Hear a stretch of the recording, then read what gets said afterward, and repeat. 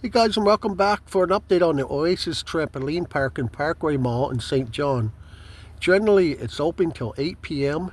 every night of the week, except Monday and Tuesday it's closed. Tonight, it is 5:54 p.m. and it is closed. Whatever the police was here for earlier today, they're shut down. Again, it's only 5:54.